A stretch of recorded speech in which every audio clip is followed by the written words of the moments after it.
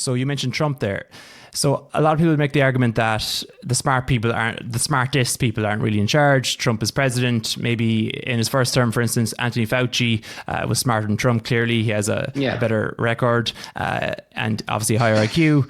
Trump got there by charisma and maybe an element of fear this time around. So what do you say to people who say the smart people aren't really in charge, or the smartest people aren't really in charge, so we can control AI?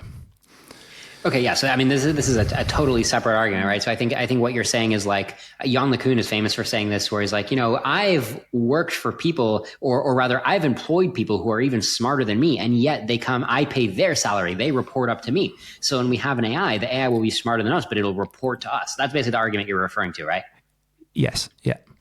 Yeah, so there are a couple things. So the first thing I would note is, okay, Yann LeCun, yes, you are very smart. Yes, you've hired people who are even smarter than you. First question is, have you ever worked for somebody who has an 80 IQ, Yann LeCun? Let's say his IQ is, well above 100. Has he ever worked for somebody with an 80 IQ? I don't think so. He currently works for Mark Zuckerberg at Meta. I think Mark Zuckerberg's IQ is well into the 3 digits. Okay, and the second question is, have you ever hired somebody with a lower than 100 IQ? Right, so you're already seeing, even in the realm of humans, sure, occasionally you got a manager who's not as smart as their employee, but they're both smart. Like that's a smart manager is going to want to hire a smart employee to do smart things. That's just a quick observation. But then the other part of the question is like, okay, fine. So a 120 IQ manager will hire a 130 IQ employee. Why doesn't the 130 IQ flip the game board on their manager?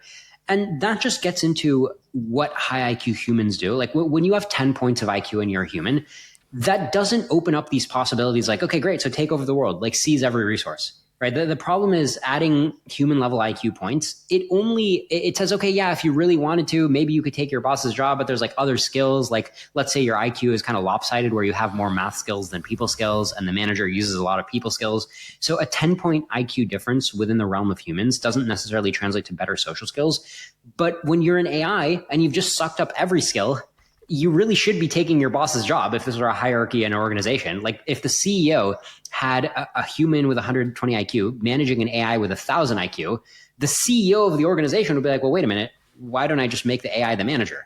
And now you have to point to a specific reason why the manager is turning in better shareholder profit, right? Like something that manager is doing some skill is going to be better than the AI. I don't know what that skill would be. I mean, do you have an idea?